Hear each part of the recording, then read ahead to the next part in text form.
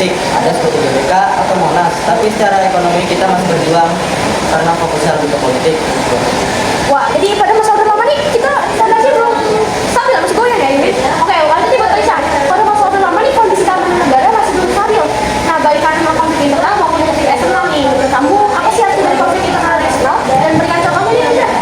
Di sini, oke, kalau dari konflik internal itu adalah konflik yang terjadi di dalam negeri. Itu melibatkan pemerintah dengan kelompok masyarakat atau organisasi tertentu. Contohnya itu kayak Gerakan 30 September atau G30S. Nah, konflik tersebut itu menyebabkan keadaan politik dan keamanan dalam negeri menjadi tidak stabil. Nah, kalau konflik internal sendiri itu adalah konflik yang terjadi antara Indonesia dengan negara lain. Contohnya itu agresi militer Belanda 1 dan 2. Nah, yang kedua itu perebutan Irian Barat dari Belanda. Nah, konflik eksternal ini terjadi karena Indonesia mempertahankan kemerdekaan dan kedaulatan negara. Wah, jadi pada masa Orde Lama nih kita sudah melewatkan beberapa konflik ya, baik eksternal maupun eksternal. Oke, lanjut pada masa Orde Baru nih, Irwin. Katanya nih di era ini pembangunan kita melesat, tapi kok banyak tantangannya juga. Nah, Orde Baru itu fokusnya ke pertumbuhan ekonomi. Kita kenal ada Repelita atau rencana pembangunan 5 tahun. Tantangannya meski ekonomi tumbuh, pembangunannya sangat sentralistik atau numpuk di Jawa saja. Selain itu, masalah transparansi atau KKN jadi penyakit yang akhirnya bikin sistem ini untuk pas.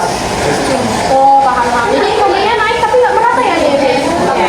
Boleh lanjut ke Aisyah, menurutku bagaimana upaya pemerintah untuk menangani atau menangkap perpolitikan negara, ekonomi dan infrastruktur negara? Apakah dari masa Orde Lama negara masih berkembang atau malah sebaliknya? Oke, pada masa Orde Lama, pemerintah menasionalisasi perusahaan milik asing dan juga pembangunan proyek-proyek besar seperti Monas, Gelora Bung Karno, dan lain-lain. Namun, di sini kondisi ekonomi kurang stabil, jadi inflasi tinggi dan nilai mata uang melemah. Nah, pada masa Orde Baru, melaksanakan program Repelita atau rencana pembangunan 5 tahun. Di sini, pemerintah fokus pada pembangunan pertanian dan juga industri. Nah, yang ketiga, pada masa reformasi, di sini pemerintah memperbaiki sistem ekonomi menjadi transparan, otonomi daerah, pembangunan infrastruktur semakin merata, demokrasi lebih terbuka, dan juga ekonomi sempat krisis pada tahun 1998, tetapi kemudian berkembang balik. Wah, jadi pada masa Orde Lama hingga Orde Baru hingga reformasi ini meningkat ya? Oke. Lanjut pada reformasi nih, Ali. Apa bedanya tantangan kita sekarang dibanding dulu? Jadi di era reformasi tantangannya pindah ke kerjaan sosial dan kualitas SDM. Sekarang pembangunan sosial desentralisasi, daerah punya kuasa. Tapi tantangannya adalah gimana mengelola sumber daya alam tanpa merusak lingkungan hidup. Wah, sangat menarik nih yang jawabannya. Oke.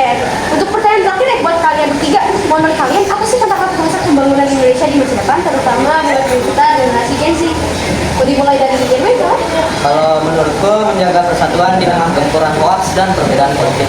Kalau buat Aisyah sendiri? Kalau menurut saya, pemanasan global, pembangunan kita harus bidang ekonomi, dan juga jangan sampai bangun pabrik tapi kita nggak bisa nafas karena pembesaran. Nah, itu kali gimana jawabannya? Menurut saya pembahasan teknologi kalau tidak cuma jadi konsumen dan nggak bisa inovasi, kita bakal ketinggalan jauh.